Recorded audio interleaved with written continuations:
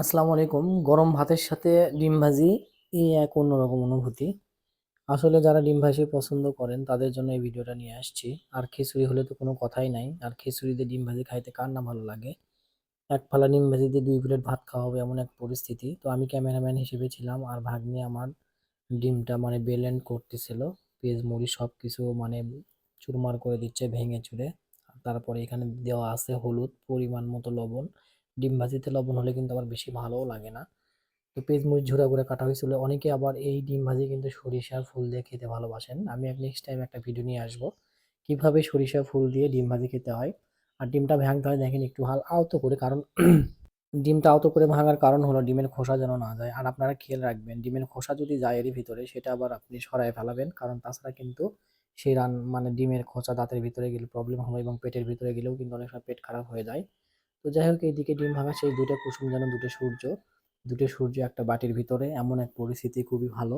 হলুদ, এবং এই ডিমগুলো কিন্তু ঘরের ডিম, অর্থাৎ নিজেদের মুরগিদের পাড়ার ডিম। আর এইদিকে কড়াই গরম হচ্ছিল, তার ভিতরে তেলও দিতে হবে। একটু তেল দিচ্ছি, একটু পরেই দিচ্ছি দেখেন।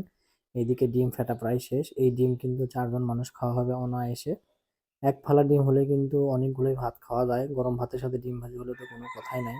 আর এই ডিম ভাজি যখন ভাজা হয়ে যাবে এর সাথে যদি 2টা শুকনা মরিচ দিতে পারেন তাহলে তো উফ ওয়াও ধরনের শুকনা মরিচ দিয়েও খাওয়া যাবে।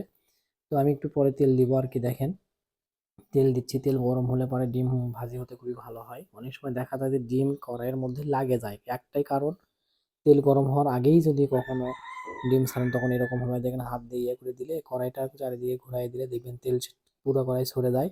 ডিমটাও খুব ভালো হয়। আর এই ডিমটা ভাজা হবে কড়াইয়ে দেওয়ার পরে ঢাকে দিতে হবে, কারণ ঢেকে দিলে ডিমটা ফুলে ওঠে যেন একটা পাউরুটির মতো। তা আমি একটু টেস্ট করলাম তেলটা গরম হচ্ছে কিনা। এইভাবেও ডিম ঝুড়ি ঝুড়ি করে ভাজা যায়। এই তো ডিমটা দেওয়া হলো, পেস্টটা বেশি ছিল, পেস্ট বেশি হলে ডিমটাও ভালো লাগে। তো সুন্দর মতো দেওয়া হচ্ছে, এখন ঢেকে দেওয়া হবে দেখেন। ছল্লি দিয়ে চারিমুখে বিছিয়ে দেওয়া হচ্ছে যেন ডিমের পরিধিটা চারিদিকে বড় হয়, কারণ এক জায়গায় দিলে ডিমটা পোষের মতো হয়ে যাবে। তো যাই হোক, পোষের মতো না করে আমরা এভাবে করি। একটু পরে দেখবেন ডিমটা বড় হয়ে যাচ্ছে।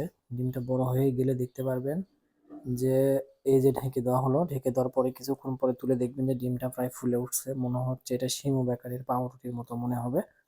তো এইটা খাইতে খুবই ভালো লাগে। ডিমের ঘ্রাণ অলরেডি ছুটে গেছে। যারা ডিম ভাজি খান তারা তো ডিমের ভাজির গন্ধ পাইলেই বুঝতে পারেন যে এই বাসায় ডিম ভাজি হচ্ছে। তো এই যে তুলে দেওয়া হচ্ছে, এক পাশে হয়নি মেবি, তারপরেও দেখেন দেওয়া হচ্ছে। চুলায় আঁচটা কম ছিল, এই জন্য দেখেন খুব সুন্দর মতো ডিম, দেখেন মনে হচ্ছে যে গোস্ত ভাজা হচ্ছে।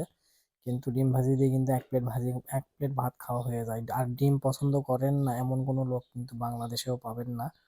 হোটেলে একটা ডিম কিন্তু 30 টাকা নেয় বা 25 টাকা নেয়। এই যে ঢেকে দেওয়া হয়েছিল দেখেন হয়ে গেল ডিমটা ভাজা। আর এদিকে আমি হাত ধুচ্ছি, খিদেতে পেট চোচো করতেছে। আর খিচুড়ির সাথে ডিম ভাজি বলেইছিলাম আগে, খিচুড়িটা আগেই রান্না হয়ে গেছিল।